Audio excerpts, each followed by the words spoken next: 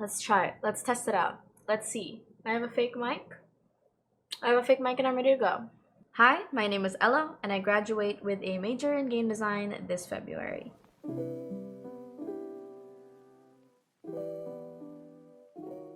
So my full program name is Interactive Entertainment with a major in Game Art and Design, and I also have a minor in Digital Marketing. The full program is called Interactive Entertainment, major in Game Art and Design, but I'm going to be calling it Game Design for now because that's where my passions lie, and I think it's just an easier way to call the whole program. It is indeed a mouthful.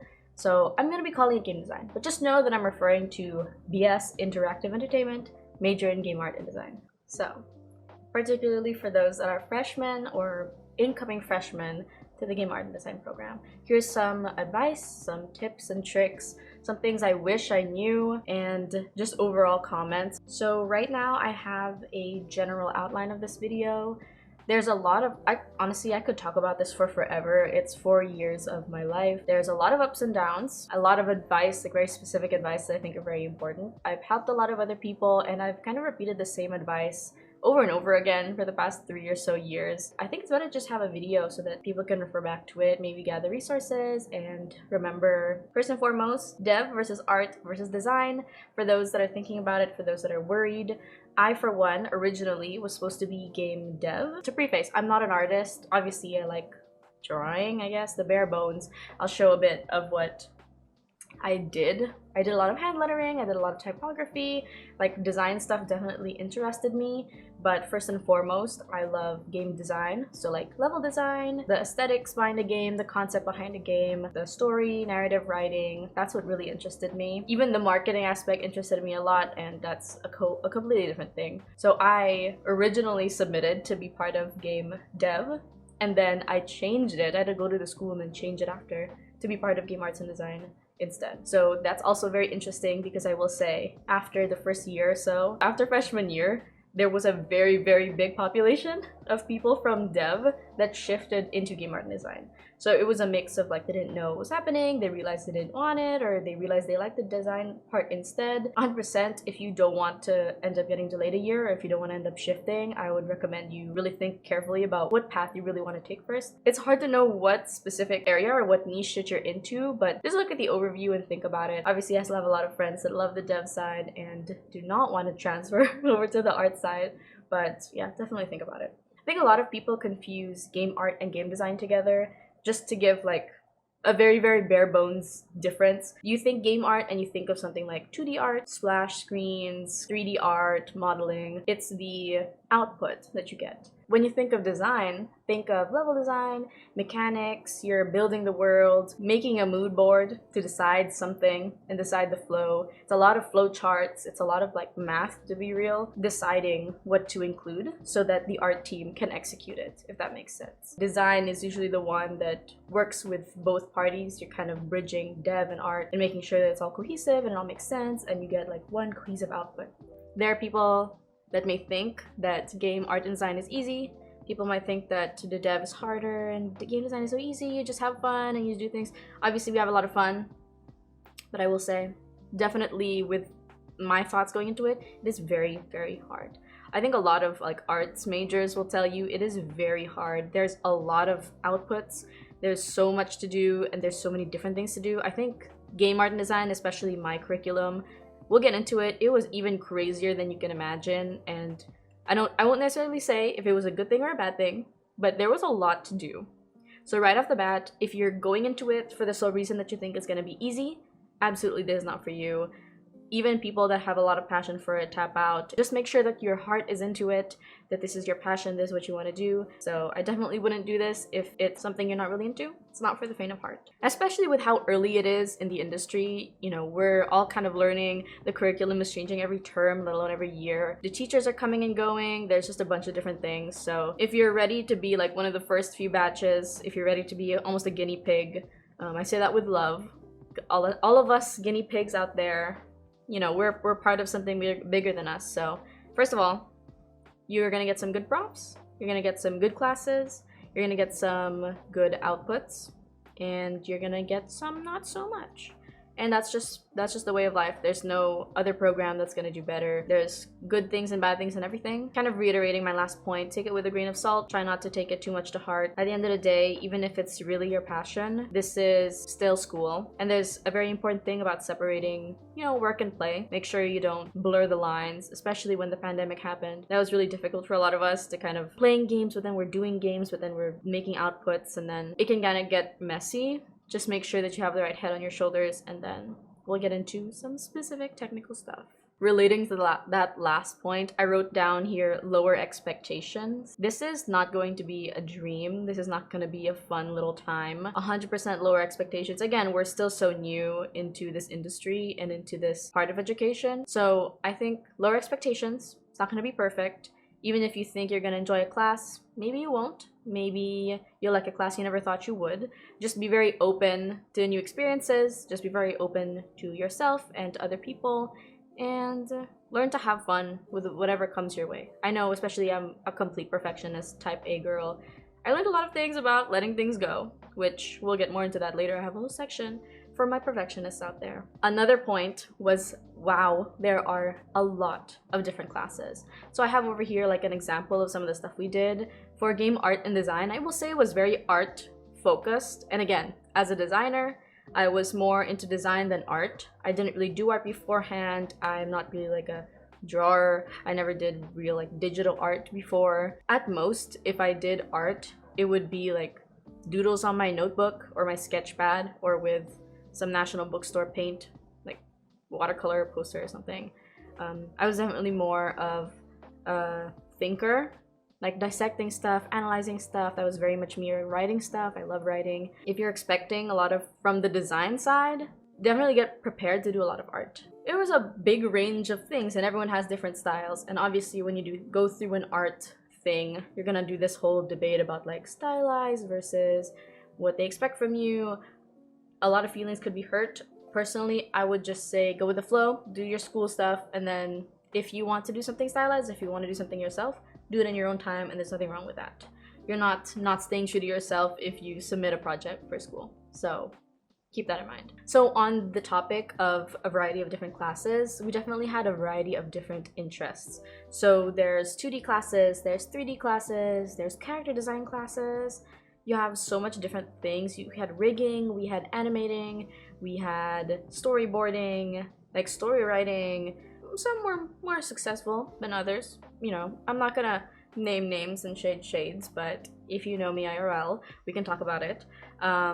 Definitely my experience is not the experience of everybody else. We all have our own niches. Like me personally, I was not a 2D art girl. I was more of like a technical artist. I had friends that were really, really good at 2D art, and they really, really thrived in those classes. So again, don't take it too personally when everyone's going at their own pace for things. Remember that there's a multitude of different classes, and if something's not for you, then that's okay, you know? So we just finished talking about the different classes that there are.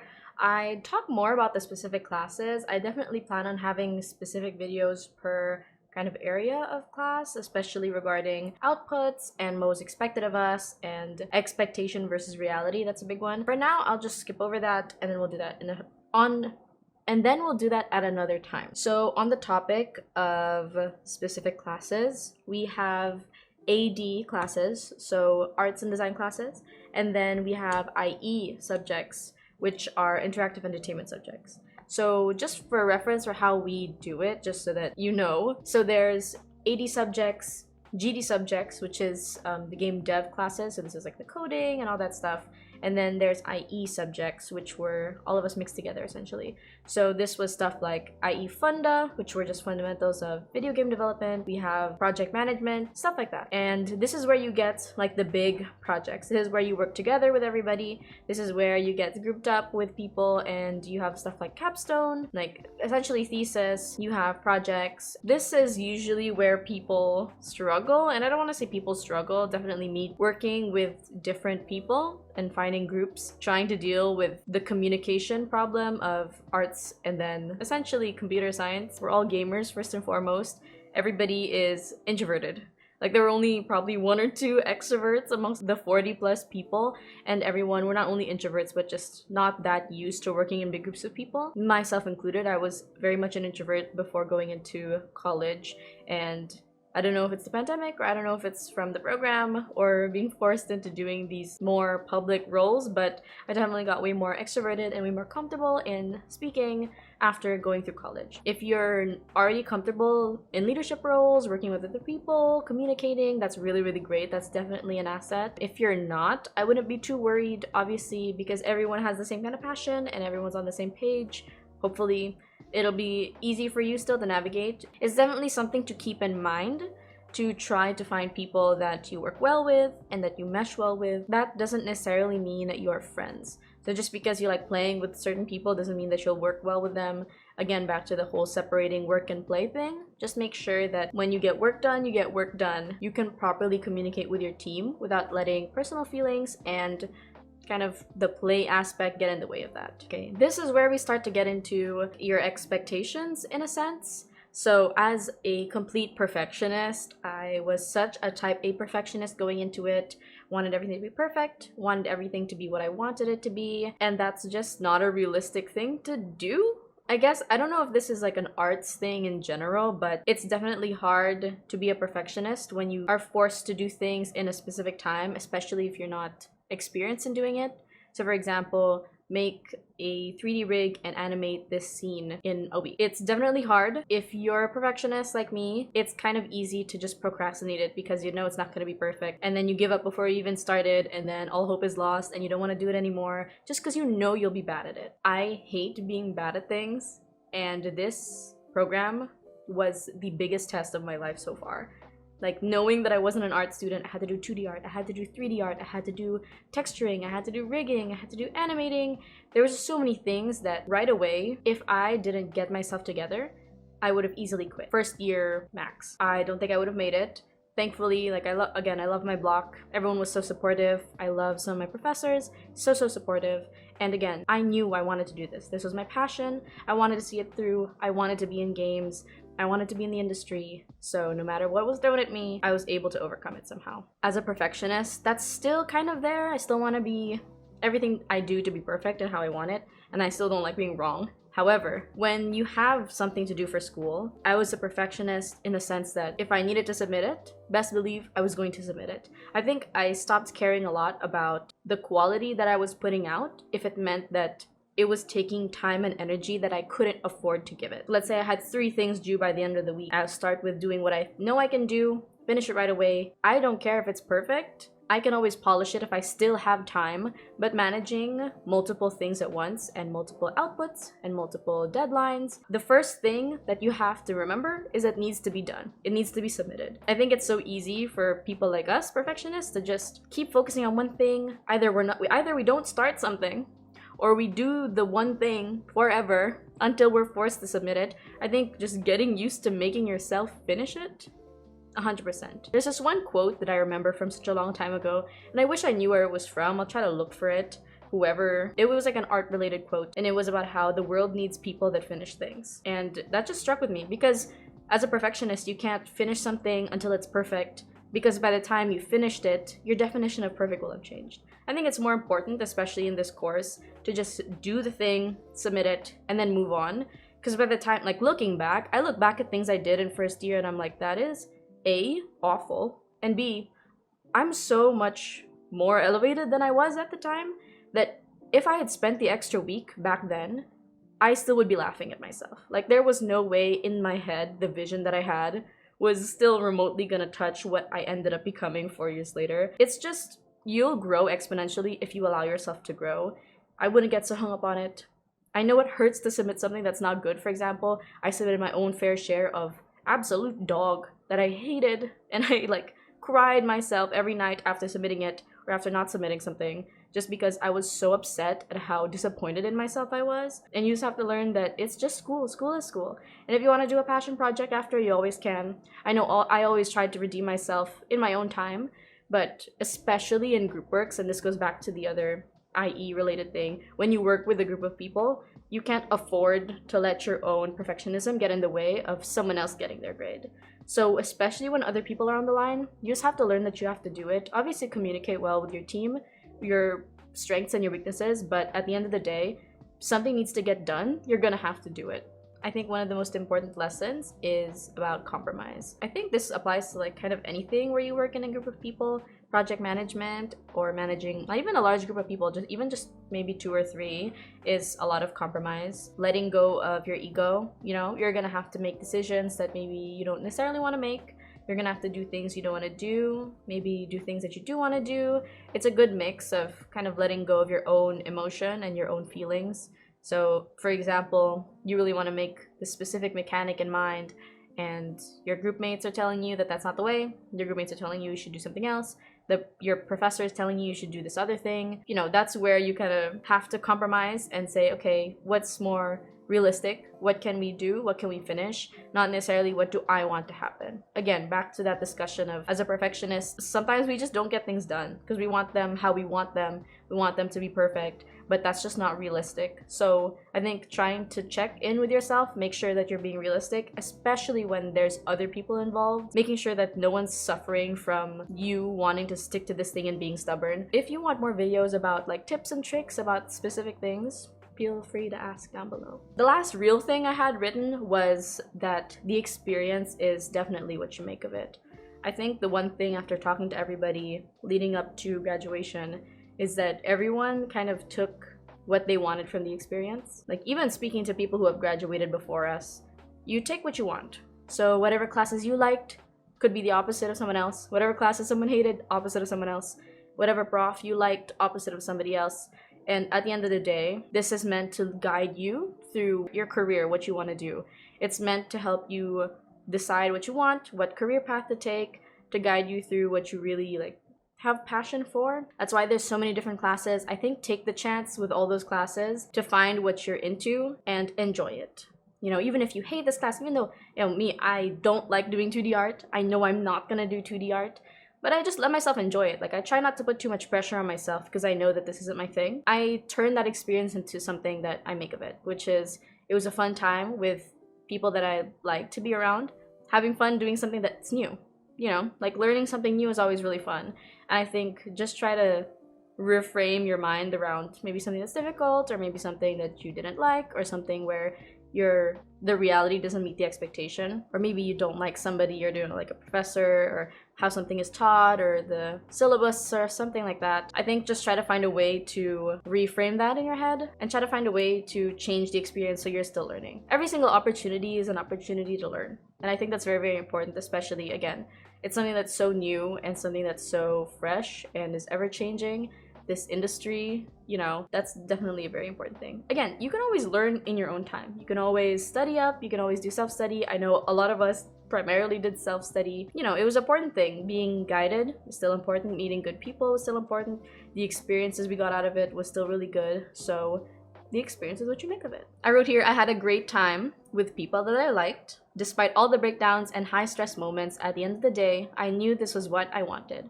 I knew it wasn't going to be easy and that I was ready to overcome the challenges. 4 years is a long time to be doing something you don't want to do. 4 years is a lot of time to be able to decide if this career path, if this industry is right for you. We're saying that as people who have barely touched the industry, so let alone actually going out and about in the world. I know it can be kind of daunting, especially those that may have already started. Just know that it's okay. I believe in you. It's gonna be really hard. It's definitely not easier the later or further up in the timeline that you are. I can't tell you if it's gonna be harder or easier because again, everyone is different. I definitely have my own opinions and my own thoughts about college, which I definitely want to make videos about in the future. Feel free to reach out to me, those that have more questions or those that want to know more about a specific topic. If you want a deep dive video into specific things, I have some already planned or written out, so like videos with some of my blockmates, videos with some of my capstone group members who I love, maybe videos about professors or videos with some of my professors who I'm still close to, videos about specific topics like specific classes or, you know, what to do when something, insecurity, imposter syndrome, whatever. You know, if you want to see something in particular, feel free to ask, feel free to drop by the Discord down below. We're trying to make a community of people so that we can make the gaming industry a little bit more accessible, a little bit more encouraging and welcoming. Feel free to reach out to me on comments or on stream or on the Discord.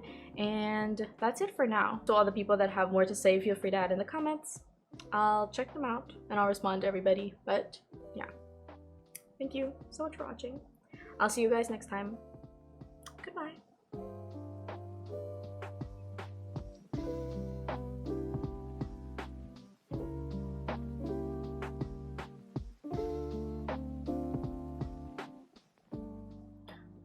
I just realized that the light of my PC is reflecting off of my face. I don't know why I didn't think that it would.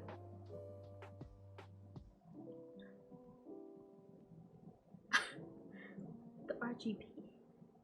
That's crazy. Okay, whatever.